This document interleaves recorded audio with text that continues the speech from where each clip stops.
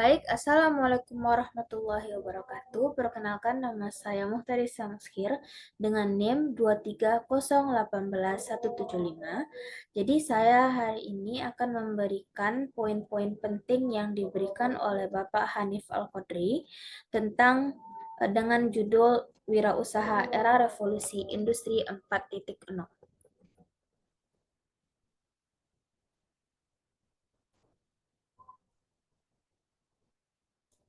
Jadi di era revolusi hari ini, para industri-industri yang ada harus beradaptasi dengan perubahan yang terjadi di era revolusi 1.0 hingga revolusi industri 4.0. Penting bagi Indonesia untuk mengikuti dan beradaptasi dengan perubahan ini agar tidak tertinggal. Jepang di negara Jepang sudah bergerak ke revolusi industri 5.0, sementara di Indonesia masih berada di revolusi 4.0. Jika kita tidak ikut serta dalam perubahan ini, maka negara kita akan tertinggal dan merugi. Kunci kesuksesan dalam menghadapi revolusi industri adalah beradaptasi dan bergerak bersama perubahan tersebut. Industri, termasuk bisnis, harus bergerak dan berubah sesuai dengan arus revolusi industri ini. Salah satu paradigma kewirausahaan adalah tidak kenal lelah dan terus berusaha mengikuti perubahan untuk mendapatkan suatu keuntungan. Kebijakan-kebijakan dalam era revolusi industri 4.0 harus berfokus pada transformasi ekonomi dari berbasis sumber daya alam dan juga berbasis nilai tambah seperti industri manufaktur dan jasa. Perubahan ini memerlukan upaya bersama dari pemerintah, industri, dan juga masyarakat untuk meningkatkan daya saing dan produktivitas. Tantangan-tantangan dalam era transformasi ekonomi ini termasuk globalisasi, perkembangan teknologi digital, dan juga bonus demografi.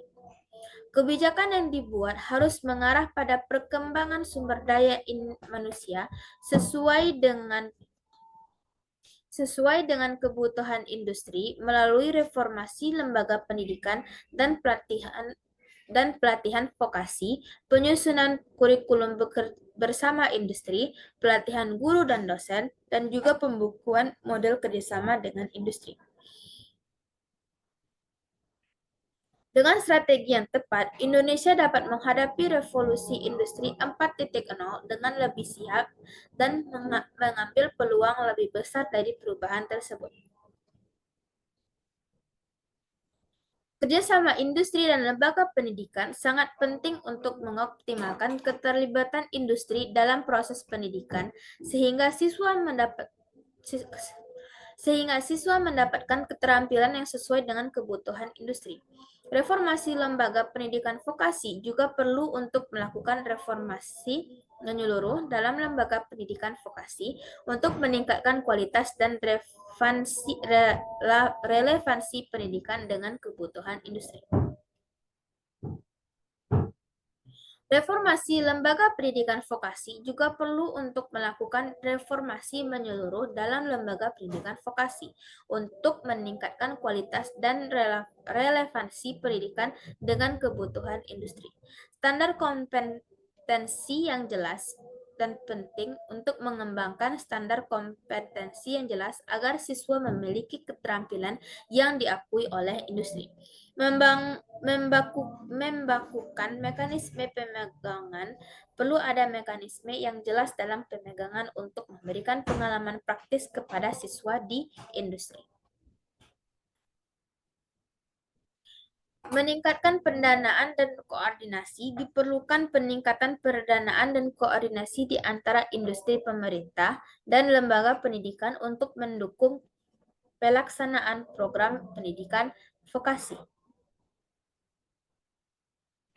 Dari segi penerapan sebagai calon wirausahaan, ada 5 sektor yang dianggap memiliki potensi besar yang dapat sukses di dalam menghadapi era revolusi industri 4.0, yaitu pertama itu adalah sektor makanan minuman. Sebagai mengapa jadi sektor makanan minuman ini merupakan kebutuhan dasar yang tidak akan pernah mati dengan potensi pasar global. Jadi dia ini merupakan salah satu kebutuhan dasar sehingga ini merupakan salah satu peluang yang besar dan dianggap tidak dapat tidak mungkin gagal dalam menghadapi era revolusi industri ini karena merupakan kebutuhan dasar dan seluruh manusia memerlukan makanan dan minuman. Lanjut ada sektor tekstil dan busana karena tuntutan dan penampilan fashionable dan terus berkembang. Jadi sektor tekstil dan busana ini akan terus berkembang di era revolusi industri 4.0 karena ada perubahan dari fashionable yang terus berubah di setiap tahunnya. Terus yang ketiga itu adalah sektor elektronik. Dalam konteks industri 4.0, elektronik sangat penting dan memiliki permintaan yang terus meningkat. Jadi sektor elektronik ini terus meningkat sehingga dia memiliki potensi besar untuk menghadapi era revolusi industri ini. Yang keempat itu adalah sektor otomotif dengan tuntutan untuk menjadi pemain terkemuka dalam ekspor dan memanfaatkan perkembangan teknologi otomotif. Terus yang terakhir adalah sektor kimia. Sektor kimia ini terutama dalam konteks industri biokimia dengan fokus pada perkembangan dan penguasaan teknologi. Baik, ini adalah akhir dari video saya. Maaf atas kekurangan dan kesalahan saya. Assalamualaikum warahmatullahi wabarakatuh.